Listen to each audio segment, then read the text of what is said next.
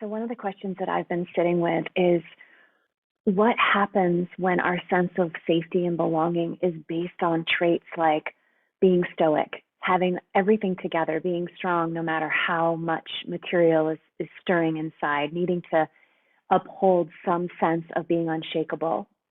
Or what happens when we're taught that emotions are not okay and that it shows that we're weak, or expressing them has actually gotten us into trouble or we've been punished for it? So what happens when emotions are actually a threat?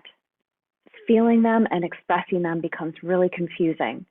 And so, one of the things that I want to be looking at in this upcoming toxic masculinity immersion is what are some of these traits that culturally might be identified as toxic masculinity, but that's such a loaded term. And really what I'm talking about are what are the qualities of conditioning that have any of us, regardless of our gender, trapped, caught in cages, in our own confined boxes.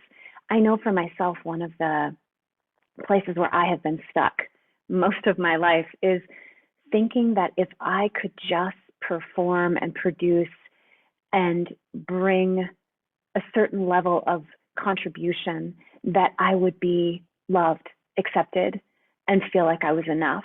And so resting has never been something that I have felt was safe for me to do. And clearly over time, I've been practicing it, and it's still a practice for me because my nervous system is wired to feel less than if I'm not being productive.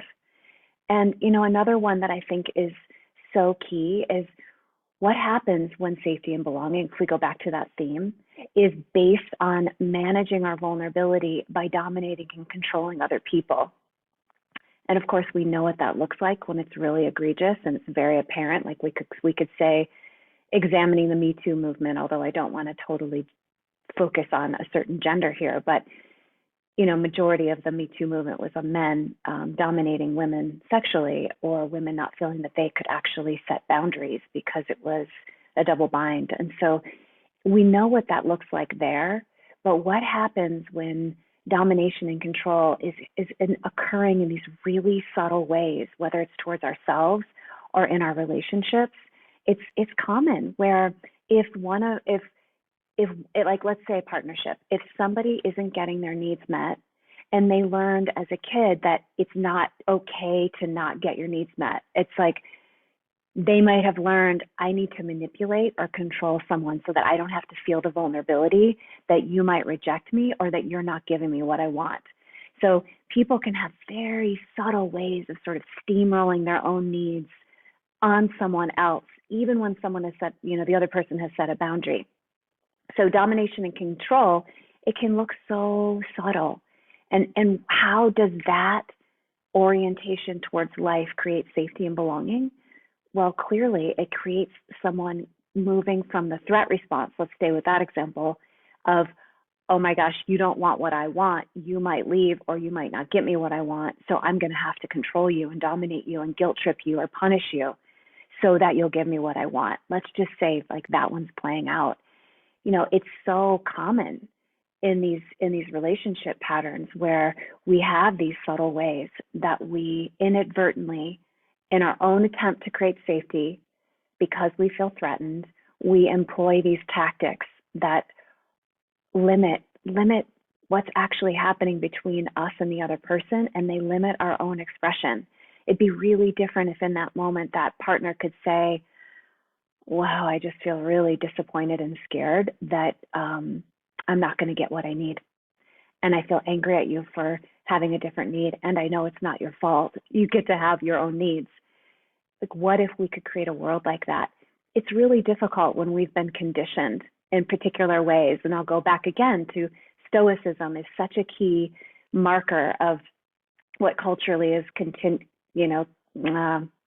communicated as, I guess, toxic masculinity is people who feel that they can't afford to have emotions. And so they hold this stoicism, and yet emotions are part of who we are. So if they're not coming out directly and vulnerably, they're likely coming out in another way. And one of the participants in the last month's Power Reclamation Collective, his name is James, and he said this so beautifully because he was linking together some of the aspects that we were talking about of, what our culture deems as toxic masculinity, or the patriarchy could be another term. And they're all really loaded. So I really want to talk about these as formative experiences of how we navigate getting our needs met in the world and creating safety and belonging.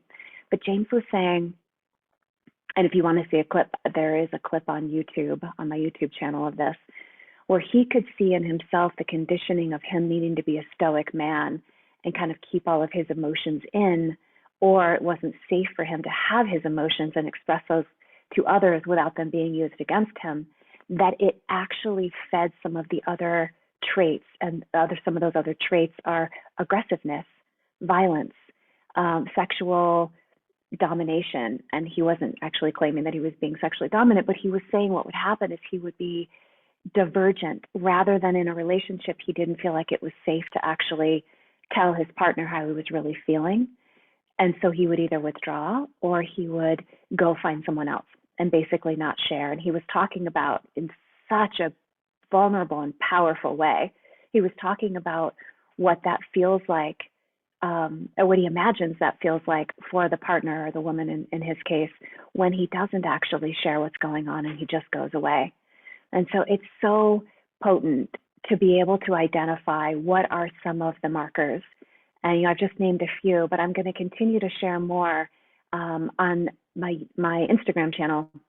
I kind of have a vision of just starting to either interview people or talk about what this actually looks like in the real world. Because I think, and myself included, when I see that term, I can think, well, that doesn't really relate to me. But as I've been investigating, it very much relates to how I am in relationship, or how I've been in relationship, and also how I'm in relationship with myself and the world. And even as a consultant and coach in the business world, I so often see these traits coming up, and I know that they're threat responses of the leaders, and yet the people that are receiving, let's say, domination and control, the employees that are experiencing that from the leadership, it's really sticky and confusing.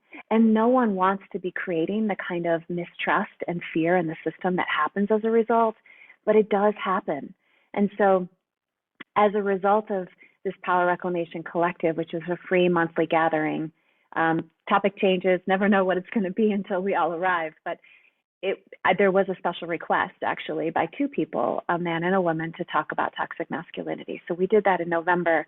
And I was so moved by what people brought, both men and women, around this topic, and just their own confusion around what it's like to be attracted to people who are emotionally unavailable, or what it's like to be, James's situation when he was talking about the powerlessness of feeling that you have to be stoic. And what it opened was just this deep desire in me to be having more of these conversations. And so I've put together a 6-week immersion, and it's called Breaking Free from the Cages of Toxic Masculinity. But ultimately, what it's really about is coming together in a group environment and getting real about what this material is that lives in us that causes us to disconnect from our hearts, disconnect from our bodies, or shame and punish or blame other people when we feel vulnerable or when we feel scared. And so I'll be sharing more about this over time. If you're interested, you can check me out on Instagram. It's at Power Reclamation.